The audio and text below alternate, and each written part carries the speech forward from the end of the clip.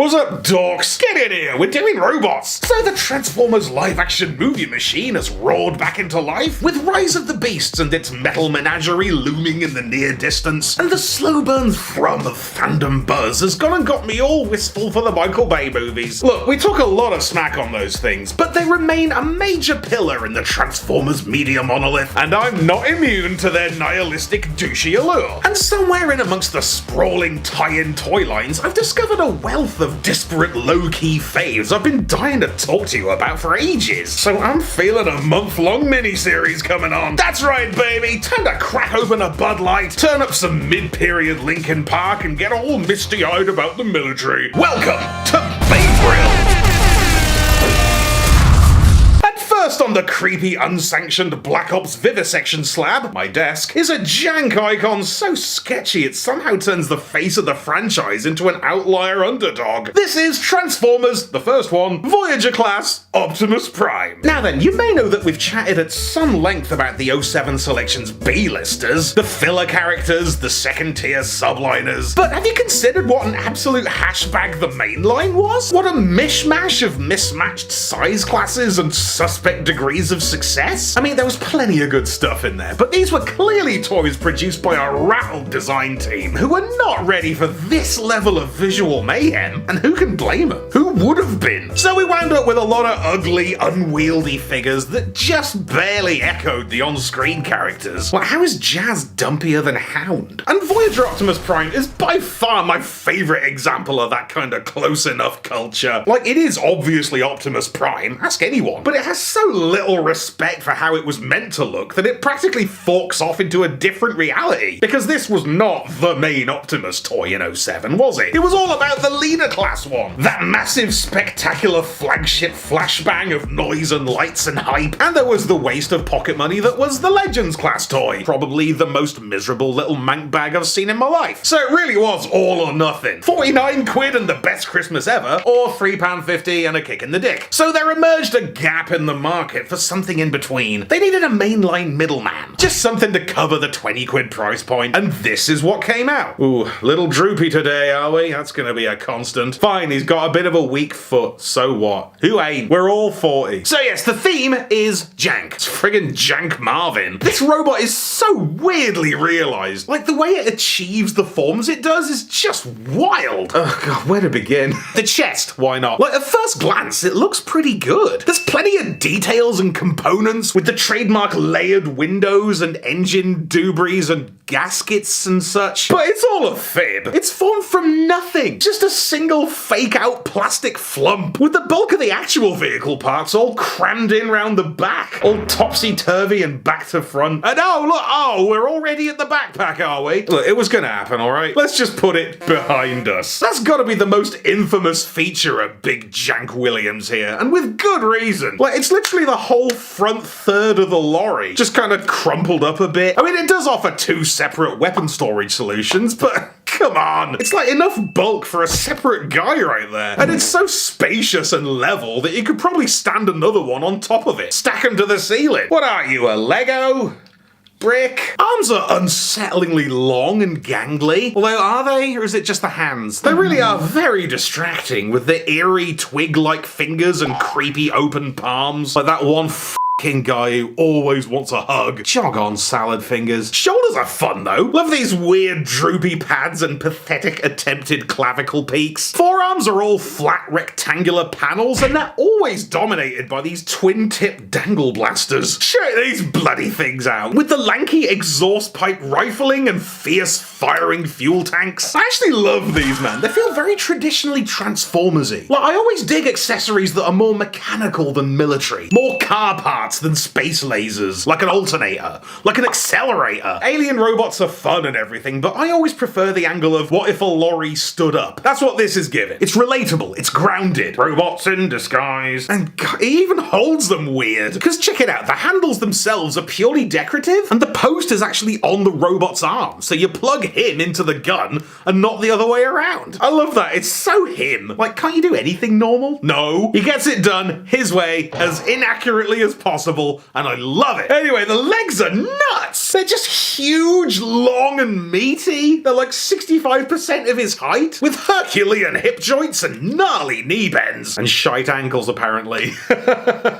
Tires are just defiantly hanging off the creamy grey thighs, and the truly massive sheet metal shins forged from stacks of panels with roof slab shin guards and new metal flame decals. I've honestly never seen such wanton guesswork in both visuals and construction, and I've never fully understood how the shins are formed. They just like clump some bits together and somehow it works. God, alright, we'll do the feet. Jesus, so needy today. What are those? Where have these come from? Those are not Optimus Prime's feet, okay? But barely any of this is Optimus Prime's anything. It seems to have been designed whole cloth from a different take. Maybe they glanced at some very early preliminary movie concept art, but next to the final design, it's almost distinct enough to be a different guy. Like, if you told me this was Bayverse Pyro, or Sure Shot, or Ultra Magnus, I'd believe you. Or like a later version, like a redesign a la Combat Hero. That could work, but it would appear the opposite is true. This is pure speculation, but I'm guessing this toy looks the way it does because it wasn't finished. They hadn't nailed down the look yet. So this is what happened. But one thing they definitely got right is the head. Look at that loaf. It's just bang on. Ecstatically executed with quality curvy details. That magnificent mouth plate and blue eyes to hypnotize from the golden age of light piping. So just see what I mean? There's a lot to love and a lot to be confused by about Thomas the Jank Engine here. Although, can it even be said to be jank if everything works? Nothing here is correct, but nothing here is broken. I mean, as a toy, it's great! It feels awesomely heavy and strong, the joints are plentiful and powerful, there's loads to do, it's a good time. It's a very transitional toy. It encapsulates the early days of Bayverse while maintaining the spirit of what Transformers had been in the mid-2000s. It's definitely got one foot in the Cybertron/Classics ethos, with its chunky construction and spring-loaded surprises, just with a smattering of superficial Bayverse cosmetics. And the resultant clash of styles is as jarring as it is disarmingly enjoyable. This thing almost doesn't care what line it's in, or even what character it is. It prioritizes being a toy, and everything else can do one. Chad moves. I would have waited an eternity for this. With this I will make you my slave. This is what So the transformation on Big Jank Sinatra here is the core of the toy, the center of its appeal. It is so much fun. The head flips over on like an ironing board. The arms swoop around on the shoulder joints in like 3 directions. Even the backpack feels awesome to unfold on those heavy, thunky joints. And that big leg fold and slap is one of my favorite bits of transformation ever. I always want to do it again right away, and it is so inaccurate to the movie. Actually, I'm not sure if inaccurate's the right word. It's just incorrect, unrelated. It's like they watched the transformation in the film and they were like, nah. But it does the job. The robot is Optimus Prime. The truck is Optimus Prime. What happens in the middle? Don't worry about it. And you can be mad all you want. Oh, the windows aren't even the real windows. So, Laser Prime does the same friggin' thing and you all love that one so much. Pick a hill. And the truck mode's wonderful. It's a truck. It's perfect. I don't know. Look at it, flawless. Just so clean and chunky with slick, unbroken lines. Good weight, minimal undercarriage. Transformer trucks don't get much better. And maybe that's because the whole front chunk of it basically doesn't transform. But have you considered crying about it? Results is results. Because check it out, that whole front portion 500, is perfectly poised and ruthlessly regular. Resplendent in raging red with those appropriately meathead tats burning off that battering ram of a grille with bonus headlight piping. Windows are as blue as the horizon we're trucking toward. Smokestacks are blazing with the fuel tanks stashed underneath and only occasionally firing off on their own. Tires are huge and textured with a motion that reminds us why this man's catchphrase is roll out. Do-dee-do. Do-do-dee-do-do. Couple of gimmicks on the go. Like we can flip the weapons out for an illusion-breakingly daft assault mode, but I'd rather not. And check this out. This is literally amazing. So if you look real close, you'll see this little plastic dude sat in the driver's seat. That's neat, right? Very rarely see that. But watch this. If we just pop this door open, oh, he's gone. He just flips into the back wall. Look at that. And then pops back out when you shut it.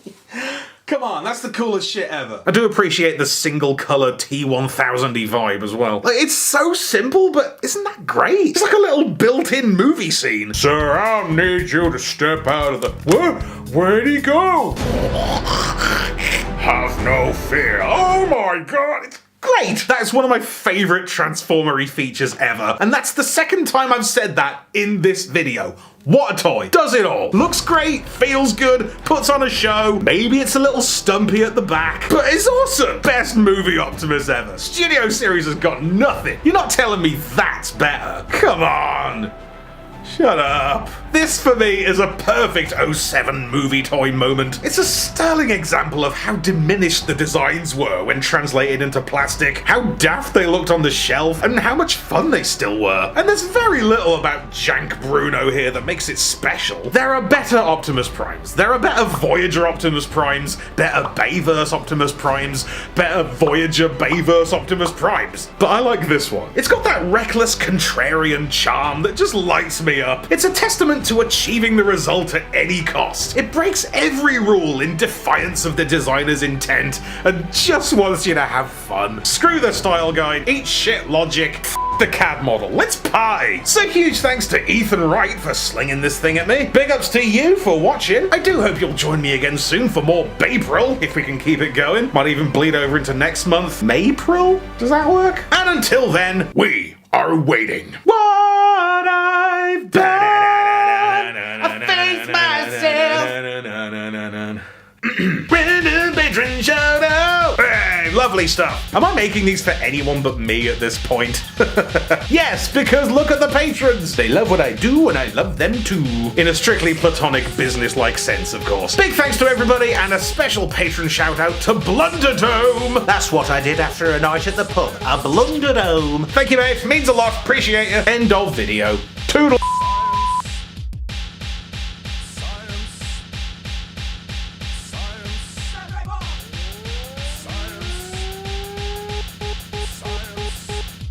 Be sure to subscribe for more Thew's awesome Transformers reviews. Limited appeal, keeping it real.